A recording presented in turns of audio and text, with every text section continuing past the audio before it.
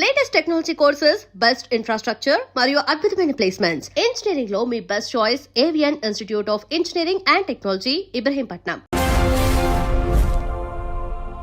అమెరికాలో తీసుకుంటున్నటువంటి రోజుకొక నిర్ణయాలనేవి విద్యార్థుల భవిష్యత్తును ప్రశ్నార్థకం చేస్తున్నాయా? ముఖ్యంగా తెలుగు విద్యార్థుల భవిష్యత్తు ఏంటి? వాళ్ళంతా తిరిగి రావాల్సిందేనా? బోల్డ్ అని డౌట్స్ అనేవి వస్తున్నాయి ఒకవైపు స్టూడెంట్స్లోనూ, మరోవైపు ఇక్కడే ఉన్నటువంటి తల్లిదండ్రుల్లో కూడా. నిజంగా ట్రంప్ అలాంటి డెసిషన్స్ ఎందుకు తీసుకోవాల్సి వస్తుంది? తమ దగ్గర చదువుకోవడానికి వస్తున్న వాళ్ళకి ఎందుకు అంతలా అన్యాయం చేస్తున్నారు? దాని వెనకాల ఉన్నటువంటి మతలబేంటి? మనతో పాటుగా ఉన్నారు సీనియర్ జర్నలిస్ట్ జిఆర్ మహర్షి గారు. మహర్షి గారు నమస్కారం అండి.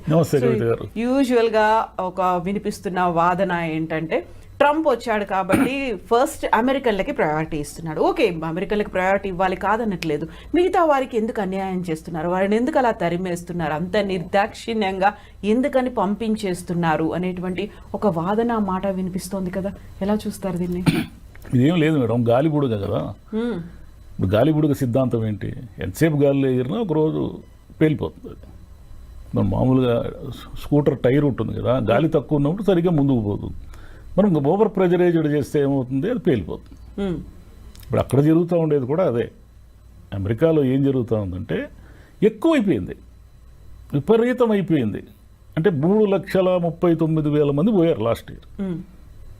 మీకు 1980 ఆ ప్రాంతంలో తీసుకుంటే చాలా కొంచెం బాగా డబ్బులు ఉండేవాళ్ళు, కొంచెం ఐఫై ఫ్యామిలీస్ నుంచి పోయేవాళ్ళు అమెరికాకి. పోయి అక్కడ వాళ్ళకి నచ్చితే సెటిల్ అయ్యేది. అట్లా 90s తర్వాత ఏమైందంటే, ఈ వరల్డ్ లిబరలైజేషను వీటన్నిటి ప్రభావం వల్ల మధ్యతరగతికి కూడా అమెరికా అందుబాటులోకి వచ్చింది. మధ్యతరగతి పిల్లలు కూడా అమెరికా పోయి అక్కడే ఏదో ఉద్యోగాలు చూసుకొని అక్కడే సెటిల్ కావడం ఇదంతా స్టార్ట్ అయింది. ఇది క్రమేపీ ఏమైపోయిందంటే, ఈ 20-25 ఏళ్లలో విపరీతంగా మన వాళ్ళు అక్కడ ఉన్నారు. సరే, మన వాళ్ళు ఉంటే ఏమిటి ఇబ్బంది వాళ్ళకి అంటే, వీళ్ళ సంఖ్య పెరిగిపోయి, ఈ ఏషియన్స్ కానీ ముఖ్యంగా ఇండియన్స్ కానీ వీళ్ళంతా సంఖ్య పెరిగిపోయి అమెరికా వాళ్ళకి ఎవరైతే నేటివ్స్ అమెరికా వాళ్ళు ఉంటారో మాకు అన్యాయం జరుగుతూ ఉంది, మాకు ఉద్యోగాలు లేకుండా పోతున్నాయి, మా పరిస్థితి ఏమిటి అనేది ఒకటి మొదలైంది. ట్రంప్ గెలవడానికి ముఖ్యమైన కారణం ఏమంటే, ఈ అమెరికాకు సంబంధించిన అన్యాయం జరుగుతుందని మన వాళ్ళు కూడా ట్రంప్ చేశారు. అక్కడ ఉన్నటువంటి ఇండియన్స్, ఓటు హక్కు ఉన్న వాళ్ళు కూడా ట్రంప్కే వేశారు ఈసారి. ఎందుకు వేశారు అంటే, ఈ ఇండియన్స్ సంఖ్య వీళ్ళందరూ తగ్గించేయాలి, వీళ్ళందరూ వెనక్కి పంపించేయాలి అనేది పాయింట్. సరే, ఇప్పుడు మన పిల్లలు అక్కడ ఉన్నారు కదా, ఏమిటి వాళ్ళ పరిస్థితి అంటే, ఇప్పుడు ఉన్న పరిస్థితుల్లో అక్కడికి వెళ్ళిన వాళ్ళు చాలా ఇబ్బందులు పడాల్సిన ఒక సిచ్యువేషన్ ఎదురైంది. ఎందుకు ఎదురైందంటే, సరే డబ్బులు బాగా ఉండి ఫీజులన్నీ కట్టుకొని నెలకు ఇంటి నుంచి 2 లక్షలు 3 లక్షలు ఖర్చులకు తెప్పించుకోగలిగి చదువుకున్న విద్యార్థుల శాతము 10-20% మించి ఉండదు. వాళ్ళు ఓకే, వాళ్ళకు వచ్చిన ఇబ్బంది ఏమీ లేదు, ఎందుకంటే వాళ్ళకేం పని చేయాల్సిన అవసరం లేదు. మిగతా వాళ్ళు ఉన్నారే 70-80% మంది, వీళ్ళు ఏం చేస్తారంటే, ఇక్కడ బ్యాంకులో ఏదో అప్పు తీసుకోవడము, ఏదో వాళ్ళకున్న ఆస్తులు షూరిటీ చూపించి అప్పులు తీసుకోవడము, ఫీజులు కట్టడానికి సరిపడా అక్కడ వెళ్ళి జాయిన్ కావడము, జాయిన్ అయిన తర్వాత చదువుకుంటూ పార్ట్ టైం చేస్తూ నెలకు ఒక $1,000 $1,500 సంపాదించుకొని తమ ఖర్చులకి వర్కౌట్ చేసుకుంటారు. ఆ సిచ్యువేషన్ నుంచి ఇప్పుడు ఏమైందంటే, అది యాక్చువల్గా నేరం. అది మనం వెళ్ళేదే రాంగ్ పద్ధతుల్లో వెళ్తున్నాం. అమెరికా వాళ్ళు మీకు ఏం చెప్పారు? వచ్చి చదువుకోండి, ఫీజులు కట్టి అన్నారు. కానీ మనం అలా వెళ్ళడం లేదు. వాళ్ళు ఏమడుగుతున్నారు? అయ్యా, మీకు చదువుకునే దానికి సరిపడా డబ్బులు ఉన్నాయా లేదా మీ అకౌంట్లో అంటే, మనం అకౌంట్లో డబ్బులు కూడా చూపిస్తున్నాం. సరే, పద్ధతులు ఏవైనా కావచ్చు, మనము అకౌంట్లు, దీనికంతా ఈ కన్సల్టెన్సీలు ఇవన్నీ కూడా హెల్ప్ చేస్తాయి. మనం అకౌంట్లో, అయ్యా మా దగ్గర 40 లక్షలు ఉంది, 50 లక్షలు ఉంది, మేము చదువుకోవడానికి వస్తున్నామని వెళ్ళాం. మనం సఫిషియంట్ అమౌంట్ అయితే ఉంది వెళ్ళాము. వెళ్ళిన తర్వాత అనివార్యంగా ఇంటి నుంచి 2 లక్షలు 3 లక్షలు తెప్పించుకునే పరిస్థితి లేదు కాబట్టి మనం అనివార్యంగా అక్కడ మన పిల్లలు పార్ట్ టైం జాబ్స్ చేస్తారు. సరే, ఈ పార్ట్ టైం జాబ్స్ నేరమని అమెరికా వాళ్ళకి తెలియదు అంటే తెలుసు. వాళ్ళు ఏం చేశారు? వాళ్లకున్న వ్యాపారాలు, వాళ్లకున్న అవసరాలు, ఇప్పుడు అనేక సూపర్ మార్కెట్లు, పెట్రోల్ బంకులు, లేదా చిన్న చిన్న సంస్థలు ఇవన్నీ ఉంటాయి కదా. ఇక్కడ బేబీ సిట్టర్లు, అన్ని బేబీ సిట్టర్లు ప్రతిదీ. వీళ్ళకి అమెరికా వాళ్ళని హైర్ చేసుకోవాలంటే వాళ్ళ రూల్స్ ప్రకారం ఎక్కువ డబ్బులు ఇవ్వాలి. అంటే మన పిల్లలు గంటకు $10 పని చేస్తే అమెరికా వాళ్ళకి $20 పైన ఇవ్వాలి. కాబట్టి ఇదంతా వాళ్ళకి కుదరదు. కాబట్టి ఇక్కడ ఉన్న చదువుకుంటున్న పిల్లల్ని అనేక మందిని వాళ్ళకు కూడా తెలుసు. ఇప్పుడు ఒక సూపర్ మార్కెట్ ఉంది, జాబ్ ఇచ్చాడు అనుకోండి, మన తెలుగు పిల్లలకు ఇంకా ఏదో ఒక విదేశీ విద్యార్థులకు జాబ్ ఇచ్చాడు అనుకోండి, మరి తెలియక కాదు అది క్రైమ్ అని తెలుసు. తెలిసి కూడా ఏమిటంటే వాడికి రోజుకి సగం డబ్బులు మిగులుతాయి. ఈ పిల్లవాడు ఏమిటంటే గట్టిగా బాగా పనిచేస్తాడు. ఎందుకంటే అక్కడ పోయి జీవించాలి కాబట్టి మన పిల్లలు చాలా డిసిప్లిన్గా పనిచేస్తారు. పని చేసి అక్కడ డబ్బులు తీసుకుంటారు. ఈ అమెరికా సంబంధించిన గవర్నమెంట్ అఫీషియల్స్ ఉంటారు కదా, దీనికి ఎవరో ఒకరు, వాళ్ళకు తెలియదు అంటే వాళ్ళకు తెలుసు. ఇంతకాలం వాళ్ళు ఏం చేశారంటే చూసి చూడనట్టు ఉన్నారు. ఇప్పుడు ట్రంప్ వచ్చి ఏం చేశాడంటే నువ్వు చదువుకోవడానికి వచ్చావు కాబట్టి చదువుకో అంటున్నాడు. ఇప్పుడు ఏం చేయాలా? అప్పులు చేసి వెళ్ళారు. అప్పులు చేసి వెళ్ళారు. ఇంటి నుంచి 2 లక్షలు 3 లక్షలు తెప్పించుకునే పరిస్థితి లేదు. వెనక్కి వస్తే ఈ అప్పులు కూడా తీర్చాలి. ముందుకు పోవడానికేమో వాడు ఎప్పుడైనా మనల్ని పట్టుకొని వెనక్కి పంపించేస్తాడు. ఉద్యోగాలు ఇచ్చేవాళ్ళు కూడా భయపడుతున్నారు. దీనికి తోడు చదువు అయిపోయిన తర్వాత అది ఓపీటీ ఉంటుంది కదా, ఆప్షనల్ ప్రాక్టికల్ ట్రైనింగ్ అని, అది కూడా క్యాన్సిల్ చేసేస్తాము అనే మూడ్లో. అది ఎందుకంటే స్కిల్స్ డెవలప్ చేసుకోవడానికి మీకు కొంత టైం ఇస్తారు. ఈ టైంలో మన పిల్లలు ఉద్యోగాలు ఎత్తుక్కోవడమో H1B కోసం ట్రై చేయడం ఇలా ఏదో చేస్తూ ఉంటారు. ఇదంతా ఏమైపోయిందంటే అమెరికా వెంట మనం పరుగులు తీసి ఓవర్ క్రౌడెడ్ అయిపోయింది. ఈ ఓవర్ క్రౌడెడ్ వల్ల వెళ్ళిన వాళ్ళు ఇబ్బందులు పడుతున్నారు. వెళ్ళిన వాళ్ళు ఏమి ఇబ్బందులు పడుతున్నారు? అంటే పని చేస్తున్నప్పుడు ఇబ్బందులు పడ్డారు. మీకు రోజుకి 7 గంటలు 8 గంటలు పని చేసి మళ్ళీ కాలేజీకి వెళ్ళి చదువుకోవడం ఇదంతా కూడా స్ట్రెయిన్ కదా. దానికి తోడు ఏం చేస్తున్నారంటే డబ్బులు ఎక్కువ వస్తాయని రిస్కీ ప్లేసుల్లో పనిచేస్తున్నారు. రిస్కీ ప్లేసులు అంటే ఒక డౌన్ టౌన్ ఏరియానో, లేదంటే ఒక డ్రగ్ ఎక్కువగా ఉన్నటువంటి ఏరియానో, గన్ కల్చర్ ఉన్న ఏరియానో ఉంటుందనుకోండి. అక్కడ ఆ సూపర్ మార్కెట్, పెట్రోల్ బంకులు ఏవో ఉంటాయి, అక్కడ పని చేయడానికి ఎక్కువ డబ్బులు ఇస్తారు. మామూలుగా ఇచ్చే డబ్బుల కంటే అక్కడ రిస్క్ ఉంది కాబట్టి ఎవరు రారు కదా, ఎక్కువ డబ్బులు ఇస్తారు. ఎక్కువ డబ్బులు ఇస్తే మన వాళ్ళు పోయి పని చేస్తున్నారు. అటు చనిపోయిన వాళ్ళు చాలామంది ఉన్నారు. ఈ గన్ కల్చర్లో చనిపోయిన పిల్లలు ఉన్నారు. వీళ్ళంతా ఏమైపోయిందంటే చదువు అయిపోయిన తర్వాత ఉద్యోగాలు కావాలి కదా, ఆల్రెడీ ఆడ సెటిల్ అయ్యి ఉద్యోగాలు చేస్తున్న వాళ్ళు ఉంటారు. ఏది మన ఇండియన్స్ కానీ తెలుగు వాళ్ళు కానీ ఎవరైనా కానీ వీళ్ళు వాళ్ళకి పోటీగా వెళతారు. అంటే వాడికి ఒక $6,000 వస్తూ ఉందనుకోండి నెలకు. ఈ $6,000 వాడు చేసే పని వీడు 3,000కే చేస్తారంటారు. అక్కడ వాడికి ఉపాధి కూడా దెబ్బపడుతుంది. వాడి ఉపాధి పోతా ఉంది. వాడి ఉపాధి పోతే వాడికి ఇంకా డేంజరు. ఎందుకు డేంజర్ అంటారా? వీళ్ళు ఏం చేస్తారంటే ఉద్యోగం వచ్చిన వెంటనే ఒక ఇల్లు కొనుక్కుంటారు. ఎందుకు ఇల్లు కొనుక్కుంటారంటే అక్కడ వీళ్ళు కట్టే రెంటు, వీళ్ళు కట్టే EMI 2 ఈక్వల్గా ఉంటాయి. పెద్దగా వడ్డీ రేట్లు బీభత్సంగా ఏమి ఉండవు. దానికి తోడు మీరు కట్టే డౌన్ పేమెంట్ కూడా అబ్నార్మల్ ఏమి ఉండదు. మీరు కట్టుకోగలిగిన స్థాయిలో ఉంటుంది. అంటే ఒక $5,000 $10,000 ఎంతో మీరు కొనే ఇంటి స్థాయిని బట్టి ఉంటుంది. ఈ EMI ఎలాగో మనం రెంట్ ఎవడికోడికి పే చేయాలి కాబట్టి మన ఇంటినే మనం ఓన్ చేసుకుందామని వాళ్ళు కమిట్మెంట్స్ పెంచుకుంటారు. వాడికి ఒక $6,000 జీతం వస్తుంది అనుకోండి, వాడు కమిట్మెంట్స్ పెంచుకొని ఏం చేస్తాడంటే వాడికి వచ్చే దాంట్లో $3,000 EMIలు కట్టుకోవడానికి పెట్టుకుంటాడు. ఇప్పుడు వీడు పోటీకి వస్తే వాడు $3,000 వాడు పని చేయలేడు. $3,000 పని చేస్తే వాడు ఏం చేయగలుగుతాడు? అప్పులు కూడా తీర్చుకోలేడు. పోనీ ఆ ఇంటిని అమ్మేద్దామంటే అది కుదరదు. ఎందుకు కుదరదంటే ఆడ ఫస్ట్ హ్యాండిల్ ఇండ్లే అనేకం ఉంటాయి. ఈ సెకండ్ హ్యాండిల్ ఇంటిని ఎవడు కొంటాడు? ఎవడు కొనడు. కొన్నా మీకు మీరు పెట్టిన పెట్టుబడికి మొత్తం నష్టపోవాల్సి ఉంటుంది. కాబట్టి అంతా ఇరుక్కునేసినారు. అందరూ పోయి ఇరుక్కునేసినారు. అక్కడ స్థలం లేని చోట ఒక 1000 మంది బట్టే ఒక ఏదో ఉంటుంది కదా, ఒక ట్రైన్ బోగి ఉందనుకోండి, దానికి ఒక 100 కెపాసిటీ ఉంటే ఒక 600 మంది ఆ బోగీలు ఎక్కితే ఏమైపోతుంది? ఎవరికి గాలి ఆడదు.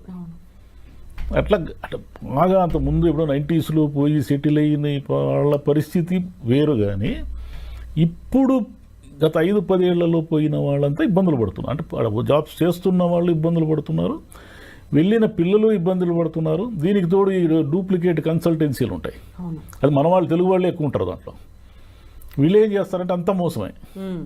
వీళ్ళు ఉద్యోగాలు ఇప్పిస్తాననేది మోసమే. అంటే ఇప్పిస్తారు, ఇప్పించి వాడికి వచ్చే $1000 వీడు $500 కమిషన్లు తినేస్తాడు. ఈ అంటే వీళ్ళ నిస్సహాయతని ఆధారంగా చేసుకుని ఈ మోసాలు చేసే వాళ్ళ సంఖ్య కూడా పెరిగిపోయింది. దాంట్లో మన వాళ్ళే ఎక్కువ ఉన్నారు. మన వాళ్ళని ఆ మోసాల్లో పట్టుకుని ఇండియాకి పంపించేసిన వాళ్ళు కూడా ఇక్కడ చాలామంది పెద్ద మనుషులుగా చలామణి అయ్యే వాళ్ళంతా కూడా అమెరికా నుంచి బహిష్కరణకు గురైన వాళ్ళే కొంతమంది. కాబట్టి ఇదంతా ఏమంటే ఇప్పుడు నేర్చుకోవాల్సింది ఏమంటే మనం ఇండియాలోనే ఉండి ఏదో ఒక ఉద్యోగం చేసుకోవడం అనేది ఒక పద్ధతి. ఇంతకుముందు గల్ఫ్ ఉండి ఆ బుడగ బేలిపోయింది చూడండి. ఆ గల్ఫ్ వారు వచ్చినప్పుడు అందరూ వెనక్కి వచ్చేసారు. అంటే అది ఒక స్కిల్డ్, అది లేబర్ సంబంధించిన గల్ఫ్ ఎక్కువ పోయేవాళ్ళు. ఈ సాఫ్ట్వేర్ వాళ్ళకే అసలైన ఇబ్బందులు ఉండేది. నర్సింగ్ నుంచి వెళ్ళేవాళ్ళు, ఫార్మసీ నుంచి వెళ్ళేవాళ్ళు కూల్గానే ఉన్నారు. ఈ సమస్య అంతా ఇప్పుడు ట్రంప్ పెడుతున్న ఇబ్బందుల వల్ల ఏమవుతుందంటే అమెరికాలో ఉన్న ఆర్థిక వ్యవస్థ అంతా కూడా ముతలాకుతలం అవుతా ఉంది. ఇప్పుడు 125% టారిఫ్లు విధిస్తే ఇప్పుడు చైనా మీద అతను వారు ప్రకటించాడు. చైనా వస్తువు లేకుండా మనం ఒక రోజైనా జీవించగలమా? అసలు మన దేశంలోనే ఒకసారి ఊహించుకోండి మీరు. చైనా కదా, ఏ వస్తువు చూసినా చైనా ప్రోడక్టే ఉంది మనకు. ఇక అక్కడ కూడా అంతే, డాలర్ షాపులను ఉంటాయి. సింగిల్ డాలర్కి మన దగ్గర $100 ఏదో వస్తువు దొరికిన అన్ని వస్తువులు $100 అక్కడ డాలర్ షాప్స్ ఉంటాయి. ఈ డాలర్ షాపుల్లో సగం చైనా వస్తువులే ఉంటాయి. మరి వీటన్నిటినీ మీరు సుంకాలు పెంచి ఇవన్నీ చేయడం వల్ల అవన్నీ రేట్లు పెరుగుతాయి కదా. మీకు ఎగుమతులు మీకు ఎలాగైతే తగ్గిపోతాయో దిగుమతుల మీద వచ్చేవన్నీ కూడా రేట్లు పెరుగుతాయి. ఇవన్నీ రేట్లు పెరిగినప్పుడు వాళ్ళకి సహజంగానే అమెరికన్స్ ఏం చేయాలా? ఖర్చులు తగ్గించుకుంటారు. ఇప్పుడున్న ఆర్థిక వ్యవస్థలో అమెరికానే కాదు, ఏ దేశమైనా సరే ప్రజలు తమ ఖర్చుల్ని తగ్గించుకుంటే మునిగిపోతుంది. ప్రజలు ఖర్చు పెడతా ఉండాలా, డబ్బు చలామణిలోనే ఉండాలి. మనకి ఎందుకు ఇన్ని ఈఎంఐలు అవి ఇవి డిస్కౌంట్లు అని ఇచ్చి అన్ని కొనిపించేది? మన దగ్గర రూపాయి ఉండకూడదు. మనం ఎప్పుడు అప్పుల్లోనే ఉండాలి. నెల బిల్లులు కడుతూనే ఉండాలి మనం. ఇంత మునుపు మీరు గమనిస్తే 20-30 ఏళ్ల క్రితము పొదుపుకు సంబంధించిన అడ్వర్టైజ్మెంట్లు వచ్చేటివి. పొదుపు చేయండి, పొదుపు శ్రీ మహాలక్ష్మి ఏదేదో అనేవాళ్ళు కదా. ఇప్పుడు ఎవరు అనడం లేదు, గమనించండి మీరు. పొదుపు అనే అడ్వర్టైజ్మెంట్ పొరపాటున కూడా రాదు. డబ్బులు ఖర్చు పెట్టించే అడ్వర్టైజ్మెంట్లు 100 ఉంటాయి. అందులో ఆఫర్లతో పాటు ఆఫర్లు, కార్లు కొనండి, బట్టలు కొనండి, బంగారం కొనండి, ఇల్లు కొనండి, అవి కొనండి, ఇవి కొనండి. అంటే మీరు నిరంతరము ఈఎంఐలు కడుతూ బిల్లులలో అంటే అప్పుల్లో ఉంటేనే ఆర్థిక వ్యవస్థ నడుస్తూ ఉంటుంది. మనకంటే అమెరికా ఇంకా ఘోరం. అమెరికాలో ఏంటంటే నిరంతరం డబ్బు చలామణి జరుగుతూనే ఉంటేనే వాళ్ళ ఆర్థిక వ్యవస్థ నిలబడుతుంది. అంటే ఈ విషయాలన్నీ ట్రంప్కు తెలియవంటే తెలుసు. అతను ఏదో అమెరికాని మళ్ళీ గ్రేట్ చేయాలనేది నినాదం పెట్టుకున్నాడు కదా. ఆ నినాదం పిచ్చి పెట్టి అతనికి ఇవన్నీ చేస్తున్నాడు. ఇవన్నీ చేయడం వల్ల వచ్చేది ఏమిటంటే అమెరికా వాళ్ళు ఇబ్బందులు పడతారు, మన వాళ్ళు అంతకంటే దారుణంగా ఇబ్బందులు పడతారు. ఇప్పుడు మన విద్యార్థులందరినీ కూడా పంపించేస్తున్నారు చిన్న కారణాలతో. అంటే మీరు పొరపాటున డ్రైవింగ్ తప్పు చేసి మీ మీద ఒక చలానా ఉన్న టికెట్ ఉన్నా కూడా మీరు శిక్షార్హులే, మీరు వెళ్ళిపోయిన ఇంటికి 15 రోజుల్లో అంటున్నారు. అంటే ఏదో కోర్టులు అవి ఇవి నడుస్తున్నాయి అనుకోండి. ఈ 3 ఏళ్ళు కష్టమే వాళ్ళకి. ట్రంప్ని వాళ్ళే ఏరుకోరి ఎందుకు తెచ్చుకున్నారు? ఆయన ఏదో మా అమెరికాని మార్చేస్తాడని తెచ్చుకున్నారు. ఇప్పుడు వీళ్ళందరూ లేకపోతే వాళ్ళ వ్యాపారాలు జరగవు. ఈ భారతీయ విద్యార్థులు కావచ్చు, చైనీస్ కావచ్చు, చాలామంది కొరియా వాళ్ళు, వీళ్ళంతా విపరీతంగా ఉన్నారు కదా అక్కడ. వీళ్ళందరూ లేకుండా $4,380 కోట్ల వచ్చింది అమెరికాకు ఆదాయం కేవలం విద్యార్థుల వల్ల, విద్యార్థులు ఫీజులు కట్టడం వల్ల. మరి ఇదంతా ఆదాయమే కదా. అసలు వీళ్ళంతా లేకపోతే ఆడున్న యూనివర్సిటీలు సగం మూసేస్తారు. ఎక్కడున్నాయి ఆడ? వీళ్ళు మన పిల్లలు, విదేశీ పిల్లలంతా చేరితేనే కదా అమెరికాలో అన్ని యూనివర్సిటీలు నడుస్తున్నాయి. మరి వాళ్ళంతా ఏమైపోవాలా? కాబట్టి ఇదంతా ఒకరినొకరిని చుట్టుకునేసింది. అందరూ చక్రవ్యూహంలో ఇరుక్కున్నారు పోయి. ఈ ట్రంప్ మరి తగ్గినట్టే కనిపిస్తున్నాడు. తగ్గితే మంచిది. కానీ ఇంకే అమెరికా బుడగైతే పేలిపోయింది. ఇంక పల్లెల్లో కూర్చొని మావాడు అమెరికాలో ఉన్నాడు, మా అమ్మాయి అమెరికాలో ఉంది. ఇప్పుడు మీరు ఏ పల్లెటూరు కనవ్వండి, ఒక 25 మంది పెద్దవాళ్ళు కనిపిస్తారు అమెరికా చూసి వచ్చిన వాళ్ళు. ఒకప్పుడు అమెరికా ఏ దిశలో ఉందో కూడా ఎవరికి తెలియదు. ఈరోజు మీరు ఏ పల్లెటూరులో అయినా అడగండి, ఆ పల్లెటూరులో 10 మంది అమ్మాయిలు అబ్బాయిలు అమెరికాలో ఉంటారు. ఆ ఊరిలో ఉన్న పెద్దవాళ్ళు, ముసలి వాళ్ళు కూడా అమెరికాని చూసి వచ్చిన వాళ్ళు అనేక మంది ఉంటారు. ఎందుకంటే ఇప్పుడు పిల్లలకి ఏదైనా పురుడు, డెలివరీలు ఇవన్నీ అయినప్పుడు అక్కడ ఖర్చులు భరించలేరు కాబట్టి యాక్చువల్గా వీళ్ళు పోయేది అసిస్టెంట్లుగానే, హెల్త్ అసిస్టెంట్లుగానే పోయేది మనము. కానీ మనం ఏదో చెప్పుకుంటూ ఉంటాం అమెరికా పోయించినాం అని. కాబట్టి ఈ డాలర్స్ డ్రీమ్ అనేది బుడగా అయిపోయింది దాని పని. ఈ అయిపోయిందని దాన్ని గుర్తించి ఇంక డబ్బులుంటే పోండి, మీరు ఉద్యోగం చేయండి, లేదంటే వెనక్కి వచ్చేయండి, ఏమైనా. వీళ్ళు వెళ్తారు కదా, 3,30,000 మంది వెళ్ళారు కదా, వీళ్ళలో 20,000 మంది కూడా వెనక్కి రారు. 3,30,000, 3,15,000 మంది ఆడే ఉండాలనుకుంటారు. ఎక్కడున్నాడు స్పేస్? మీకు ఎక్కడుంది జాబ్స్? ఎక్కడున్నాయో లేదు కాబట్టి అది మీరు వెనక్కి రాలేరు. ఎందుకు రాలేరంటే ఇక్కడ ఉన్న కమిట్మెంట్స్ కోసం వెనక్కి రాలేరు. పైగా అక్కడ అలవాటు పడితే కూడా కష్టమే. ఎందుకంటే మీకు ఆ సివిక్ కమ్యూనిటీస్ కానీ, ఈ ట్రాఫిక్ కానీ, ఇదంతా ఒక సిస్టమ్ ఉంటుంది కదా, మనకు సిస్టమ్ ఉండదు ఇక్కడ. కాబట్టి ఆడ డ్రైవ్ చేసేవాడు ఈ డ్రైవ్ కూడా చేయలేడు, ఈ ట్రాఫిక్ తట్టుకోలేడు వాడు.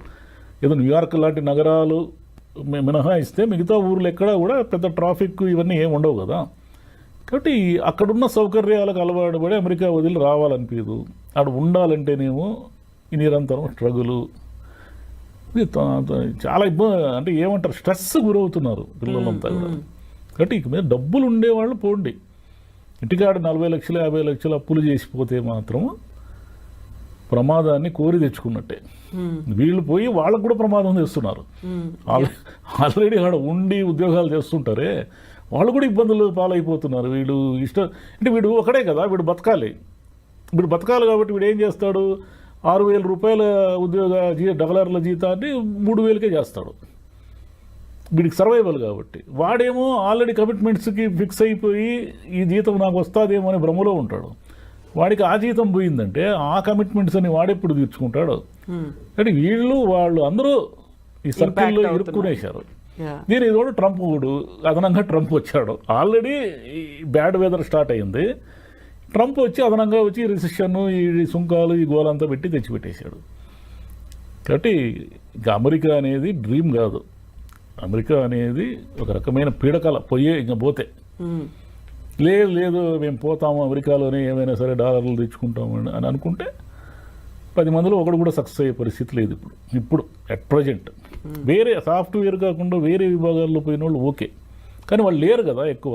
ఈ నర్సింగ్లోనూ అంతా ఈ సాఫ్ట్వేర్లోనే నడుస్తూ ఉంది అంత చుట్టూ. సో ఎందుకు వెళ్తున్నారు, ఎలా వెళ్తున్నారు చూసుకోవాలి, ఒక సక్రమమైన పద్ధతి. అందులో వాళ్ళు అమెరికన్లు ట్రంప్ ఏం ఆంక్షలు ఎందుకోసం పెట్టారనేది కూడా మనం అర్థం చేసుకొని ఆలోచన చేయాల్సిన అవసరం ఉంది. ఏం ఆలోచన చేయరు. ప్రతి వాళ్ళకి డాలర్లు సంపాదించాలని కోరుకున్నప్పుడు ఎందుకు ఆలోచిస్తారు? మనం సక్సెస్ అయ్యి వస్తామేమో మనకు తెలియదు కదా. ఇదే ఉంటుంది. అంటే గవర్నమెంట్ విధించే, అంటే ప్రభుత్వాలు మారినప్పుడు ఇలాంటి ఉపద్రవాలు వస్తాయి. వీటికి తట్టుకొని నిలబడే వాళ్ళు ఉంటారు, నిలబడలేని వాళ్ళు వెనక్కి రావాల్సింది. వాళ్ళు బలవంతంగానే పంపిస్తారు, మనం సర్వైవ్ కాకుండానే వెనక్కి వస్తాము. ఆ ట్రాన్సిషన్ పీరియడ్ని అర్థం చేసుకోగలిగితే బెటర్, లేకపోతే ఇంకా కష్టాలే. ఇక్కడ తల్లిదండ్రులు కూడా కష్టాలే. అవును, పాపం వీళ్ళు ఏవో ఉన్న ఆస్తులు అవి ఇవి తాకట్టు పెట్టి పంపిస్తారు కదా. వాళ్ళకేమో ఇంటికి పోతే, ఖాళీ చేతులతో ఇంటికి పోతే అమ్మా నాన్న ఏమనుకుంటారని, వీళ్ళేమో మా పిల్లలు అమెరికాలో ఉన్నారని ఇక్కడ అది ఏమంటారు, అది ఆనందంగా చెప్పుకొని తిరుగుతూ ఉంటారు. అమెరికా నుంచి వాడు ఖాళీ చేతులతో వచ్చాడంటే వీళ్ళు షాక్ అయిపోతారు. ఈ చిన్న ఎమోషనల్ సమస్యలన్నీ ఉన్నాయి దీంట్లో. ఎస్ మహర్షి గారు, thank you so much sir. Thank you.